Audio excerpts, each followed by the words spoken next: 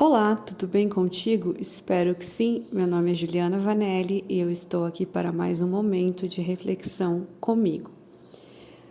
Eu não sei quanto tempo ao certo eu tenho feito esses áudios do momento de reflexão, mas eu passei por várias fases e eu tinha uma amiga que falava que ela podia sentir as minhas fases pelas minhas publicações no Facebook, quando eu estava tipo no momento de raiva, quando eu estava no momento zen.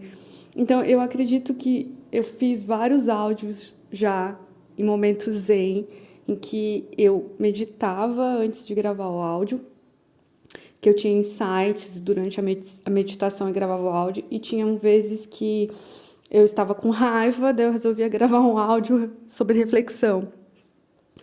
E hoje acontecem coisas comigo que, sei lá, eu acredito que aconteça com todo mundo, mas não, as pessoas não falam porque elas têm vergonha.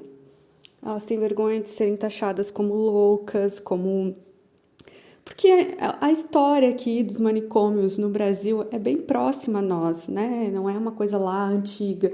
Imagina, faziam esse tipo de loucura com pessoas que diziam ouvir vozes, que diziam ver vultos, que para mim nada mais eram que pessoas tipo médiums, que as pessoas que os médicos chamam de esquizofrênicos. Na verdade, eu acredito que a medicina e a indústria farmacêutica elas resolvem sempre dar nomes a todas as idiosincrasias humanas para ganhar dinheiro.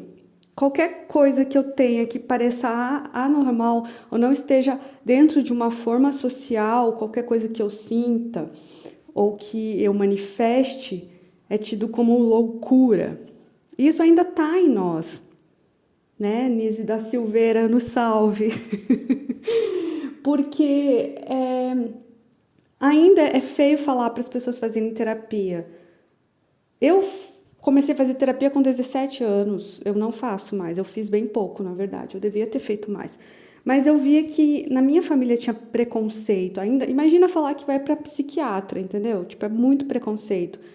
Só que tem momentos que a gente precisa dos médicos, eles auxiliam. Mas eu acredito que existe sim esse conluio da indústria farmacêutica de falar que tudo é doença e tem um remédio para tudo e você tomar esse remédio, nunca conseguir largar esse remédio e ficar para sempre tomando esse remédio. Eu mesma já contei que tomei remédios muitos durante anos e com 27 anos eu falei que eu não ia mais tomar remédio. Eu tomo de vez em quando para gripe, quando tá muito ruim eu preciso fazer alguma coisa, ou para dor de cabeça quando eu preciso eu tenho uma atividade e só o reiki ou ficar quieta não passa a dor, aí eu tomo. Mas eu procuro, sei lá, outras alternativas. E aí, nossa, eu tô falando um monte de pleonasmos viciosos, parênteses voltando. Mas às vezes, vício de linguagem, parei. Então, o que eu quero dizer? Que tiveram momentos na minha vida e que eu ouço meu eu superior. Eu acho que é meu eu superior, alguma voz dentro de mim, ou pode ser sim mentoria de seres de luz, né? Depende do que você acredita. E eu acredito que todo mundo tem isso, que uns chamam de intuição, outros, sei lá, você tem suas convicções, o que você acredita. Eu sei que uma vez eu tava passando muito mal por carência de B12, que eu já contei que eu fiquei muito mal mesmo de carência de B12. Eu admiro as pessoas que tiveram B12 baixo e não ficaram como eu, tipo, eu fiquei de cama mesmo. E eu moro sozinha, então pra mim, pra eu me alimentar, eu tenho que fazer e me alimentar. E eu ouvia muito assim, vai comer, vai comer. Tipo, eu morrendo assim, e eu escutava isso. E eu tinha certeza que eram os meus mentores, porque é uma voz que não passa enquanto eu não faço o negócio. Não é que vão me obrigar e não que eu esteja obrigada, mas é uma coisa que ficava, tipo, batendo na minha cabeça, assim. E hoje, tá acontecendo isso de novo, só que com outra situação. Eu tenho Eu não era assim, mas ultimamente eu me fechei muito. Nos últimos anos eu me fechei muito dentro de casa. pela pandemia, eu acredito que muitas pessoas fizeram isso, mas depois passou a pandemia e eu continuei, tipo, com o mesmo hábito, que é uma coisa que eu gosto. Antes eu gostava de sair um monte, eu saía sempre, eu saía de segunda a segunda, gente. Eu era, tipo, baladeira, rolezeira. Sempre fui na adolescência. Eu disse que eu tive duas adolescências. Uma adolescência hétero, quando eu achava que eu era hétero, e uma adolescência gay, lésbica, quando eu achava, não, quando eu tenho certeza. Isso depois de anos. Então eu fui do rolê de sair muito tempo. Eu acho que, tipo, ir pra balada eu ia até os 30. Eu tô com 36. E cansei, né? Chega uma hora que cansa, não dá mais. Só que eu cansei e, tipo, me fechei num casulo e nunca mais saí. Isso é ruim, porque porque assim, eu sempre falo que eu faço as coisas 8 ou 80. Ou eu vou muito, tipo, de segunda a segunda, ou eu não vou nada. Até eu chegar no meio termo. Isso pra tudo na minha vida. Eu faço uma coisa muito assim, aí eu vou pro outro extremo, aí até que eu chegue, que nem a meditação. Eu tinha assim, eu meditava muito, muito, muito, muito, muito. Ó, eu passava às vezes o dia inteiro meditando. Eu meditava 3 vezes de 1 hora, tipo de manhã, à tarde e à noite. E agora eu acho que eu cheguei no equilíbrio, sabe? Eu sempre faço as coisas muito assim, depois vai diminuindo e aí eu vou me equilibrando. Essa sou eu, é o jeito que eu ajo. Então, eu acho que agora chegou no momento de eu sair do casulo. Só que o que acontece? Fica na minha mente muito forte o tempo todo. Vai, vai, vai, vai. Certa vez, eu eu vou falar isso. Vocês podem falar que eu sou louca e tá tudo bem, eu não ligo porque as pessoas pensam de mim, não ligo mesmo. E é muito difícil não ligar, porque às vezes, sei lá, pode ser que as pessoas liguem. A maioria das pessoas ligam porque os outros pensam, só que os outros não compreendem a nossa vivência. Então eu te convido a não ligar porque os outros pensam de você. Porque eles vão pensar você fazendo, você deixando de fazer. Eles sempre vão pensar alguma coisa. É estranho que comigo, assim, as pessoas nunca falam. Nunca chegam e falam, ou eu nunca sei de pessoas falando mal de mim. Talvez, tipo, não estão nem aí, ou se falam, nunca chegam aos meus ouvidos. Porque familiar fala, né? Eu não sei, eu acredito, eu tenho, assim, a sensação que as pessoas me respeitam, mesmo eu falando essas coisas que muita gente tem vergonha de falar. Tem gente que tem vergonha de falar de karma, de espiritualidade, apesar de sentir as coisas, porque tem medo de não ser aceito, de ser taxado de louco. Eu não tenho esse medo, são as minhas sensações. E eu precisei tanto, eu procurei tanto alguém que falasse sobre isso, para pensar assim, nossa, eu não tô sozinha no mundo.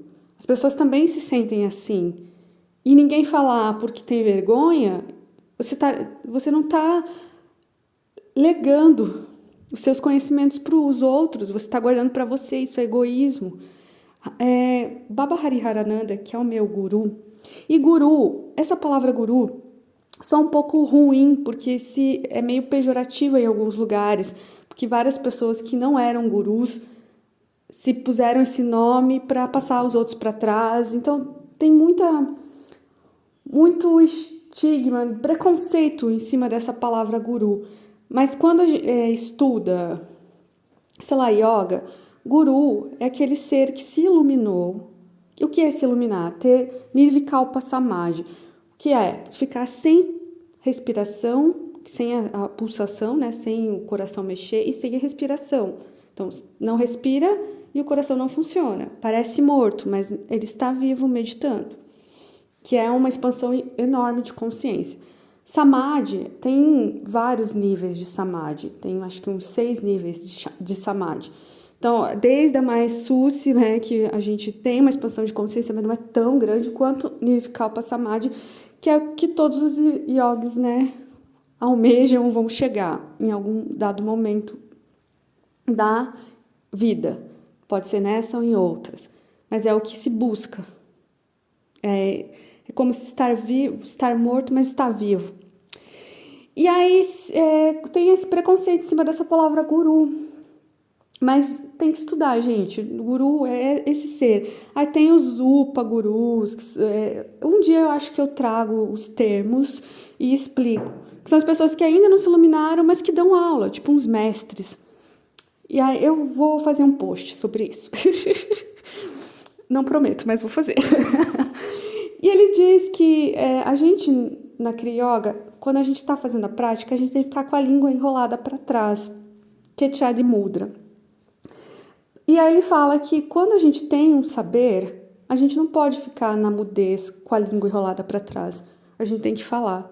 Não é que o que eu estou falando é um saber, não é um saber. É uma coisa minha, uma experiência minha que eu falo assim, abertamente, porque eu tenho certeza que eu não sou a única pessoa que sente certas coisas.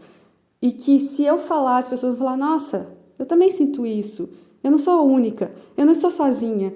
Eu me sinto acolhida. Ah, que legal. Tem mais pessoas que pensam assim.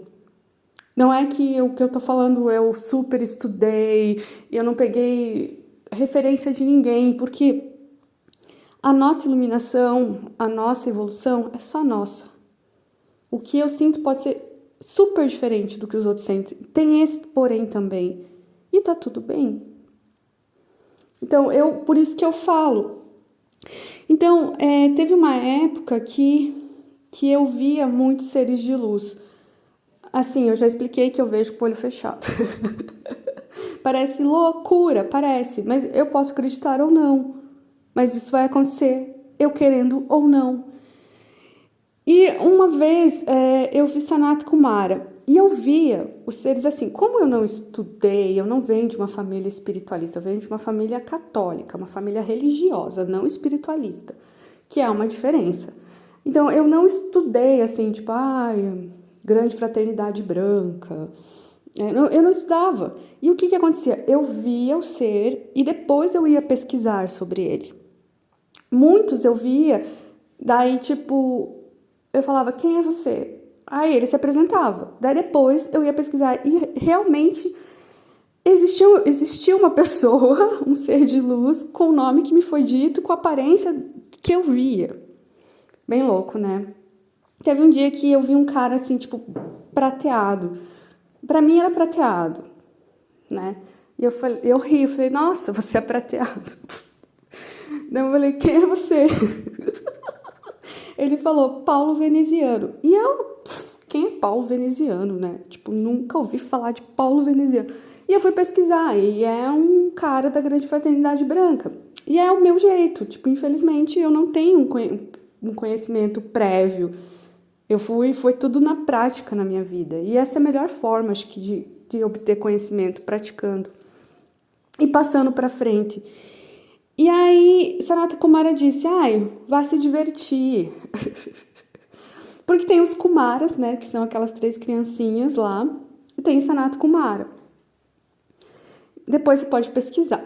Não, ou eu posso fazer um post, né? Se eu ficar falando aqui sobre tudo, eu vou me estender. E já tá bastante grande esse áudio. E é isso, gente. Eu tava com medo de me divertir. Eu tava com medo de viver. Eu não sei se tem a ver com a pandemia, se tem a ver com o meu karma. Mas eu tô tentando todos os dias perceber o dia, o que eu vou fazer hoje. E aí fazer.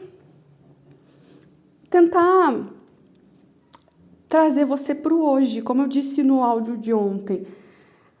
E eu acho que eu tô me estendendo muito e depois eu não consigo postar esse áudio. Qualquer coisa, se eu tiver mais ideias, eu volto. Mas é isso. Viva o seu hoje. Tente entender o medo que você está sentindo, do que é e o porquê, e tentar fazer algo para ir contra esse medo, perceber esse medo, acolher esse medo, sentar com ele num banquinho e falar, vem aqui, medo, por que você tá com medo de viver, Juliana? Por que você tá com medo de fazer isso, fulano, ciclano, beltrano? E vamos lá fazer, não vai dar nada errado. Um beijo!